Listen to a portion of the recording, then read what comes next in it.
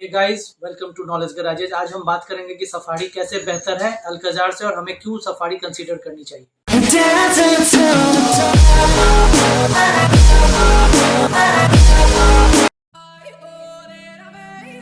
आइए आज हम बात करेंगे कि हमें क्यों टाटा सफारी लेनी चाहिए अल्कजार की जगह पे। तो ऐसे 10 रीजंस के बारे में बात करेंगे जिससे आपका कन्फ्यूज़न दूर हो जाएगा कि टाटा सफारी कैसे बेहतर है अल्कजार से। चलिए अब हम बात करते हैं सफारी में मिलने वाली अन्य सेफ्टी फीचर्स के बारे में।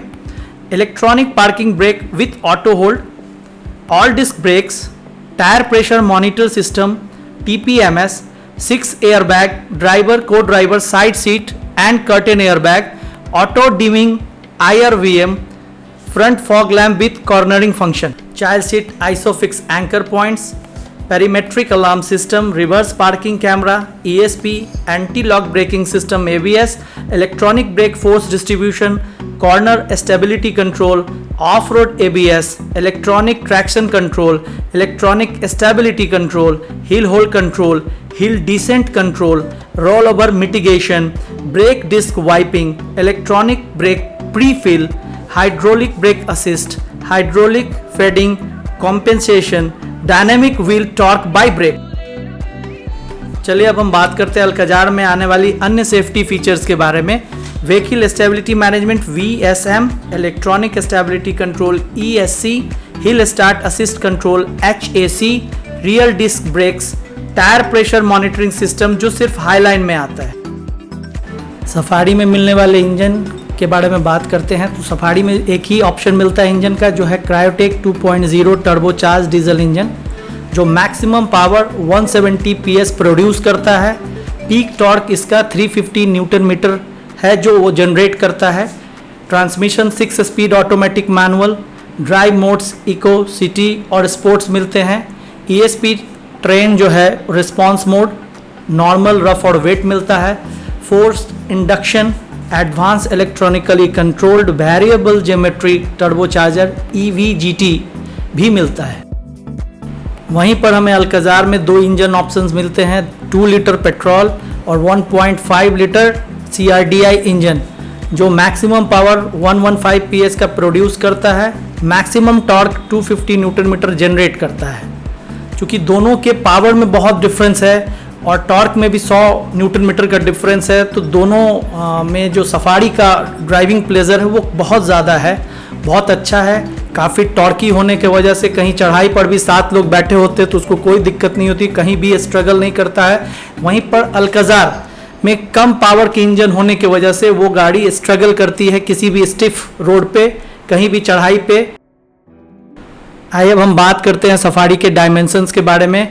सफारी में जो लेंथ मिलता है वो 4661 mm, width 1894 mm, height 1786 mm और व्हील बेस 2741 mm मिलता है। वहीं हमें अल्कजार में ओवरऑल लेंथ 4500 mm मिलता है, विड्थ 1790 mm मिलता है, हाइट 1675 mm मिलता है और व्हील बेस 2760 mm मिलता है। आइए जानते हैं ऐसे 5 कारणों को कि कैसे सफारी अल्कजार से बेहतर है। तो पहला कारण सेफ्टी। टाटा सेफेस्ट कार बनाने के लिए ही जानी जाती है और जैसा भी हिस्ट्री देख रहे हैं हम, टाटा की सभी गाड़ियां बिल्ड क्वालिटी के लिए कुछ कहना ही नहीं है। वहीं पर अल्कजार का भी अभी कोई एनकैप रेटिंग नहीं हुआ है, लेकिन उसका जो स्ट्रक्चर है वो सेल्टॉस वाले स्ट्रक्चर पे ही बनी है। तो सेल्टॉस अगर 3 एनकैप रेटिंग ला रही है तो वो भी उसी आसपास आएगी। आइए अब हम बात करते हैं दूसरे रीज़न के बारे में कि क्यों सफारी बेहतर है अल्कजार पे। तो वो दूसरा रीज़न ये है कि सफारी की जो इंजन है वो ज़्यादा दमदार, ज़्यादा टॉर्की है। वहीं पर अल्कजार में हमें 1.5 लीटर का कम दमदार, कम टॉर्की इंजन मिलता है। जब हम कहीं भी लॉन्ग टूर या हाईवे पे ड्राइव करते हैं तो हमें पता चलता है कि गाड़ी स्ट्रगल कर रही है, और सफारी वहीं पर कहीं भी स्ट्रगल नहीं करती है, चाहे उसमें 7 लोग भी बैठे होते हैं, चाहे हमें हिल्स पे भी चढ़ना होता है, सफारी को कहीं भी तकलीफ नहीं आती है। वहीं पर अगर अल्कजार में 5 या 6 लोग बैठ जाते हैं या 7 लोग बैठ जाते हैं तो गाड़ी स्ट्रगल करने लगती है। अगर हिल्स पे आप चढ़ा रहे हैं तो वो स्ट्रगल करती है, अच्छे से चढ़ नहीं सकती है और थोड़ा लैगिंग होता है उसके इंजन में। आइए अब हम बात करते हैं तीसरे रीज़न के बारे में कि सफारी कैसे बेहतर है अल्कजार से। सफारी ज़्यादा टॉलर है, ज़्यादा लॉन्गर है और ज़्यादा वाइडर है, तो हमें कंफर्ट, स्पेस सब कुछ ज़्यादा मिलता है। सफारी के तीनों रो में एडल्ट्स बैठ सकते हैं, वहीं पर अल्काज़ार के थर्ड रो में 2 एडल्ट कभी भी नहीं बैठ सकते, बच्चे बैठ सकते हैं।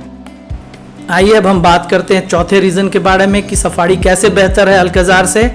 तो चूंकि सफारी साइज़ में बड़ी है तो नी रूम भी बहुत मिलता है। सेकेंड रो हो या फ्रंट रो हो या थर्ड रो हो, सब में एडल्ट्स बैठ सकते हैं और बड़ी कंफर्टेबली बैठ सकते हैं।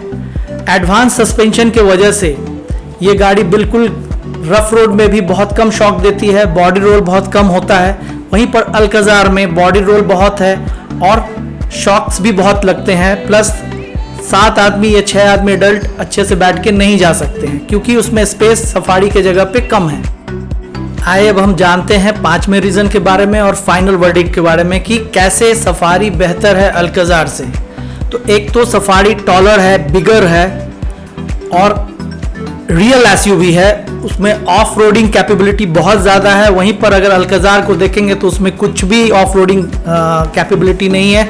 उसका एक सिंपल टेस्ट कीजिएगा, आप गाड़ी को रिवर्स गियर लगाइएगा और थोड़े से स्टिफ में चढ़ाइएगा, गाड़ी आगे से बम्पर उसका सट जाता है। तो ये चीज़ सफारी में नहीं है। सफारी आप कहीं भी बिंदास ले जा सकते हैं बिना कहीं डरे, चाहे कैसी भी सड़क हो। सफारी तो सफारी है, सफारी का नाम ही काफ़ी है। सफारी के सामने अल्काज़ार कहीं भी स्टैंड नहीं करती है, इसलिए सफारी आज के दिन में उस वेरिएंट में सफारी से अच्छी कोई गाड़ी नहीं है। अगर मेरा वीडियो आपको हेल्पफुल लग रहा है तो काइंडली इसे लाइक और सब्सक्राइब करें। Thank you.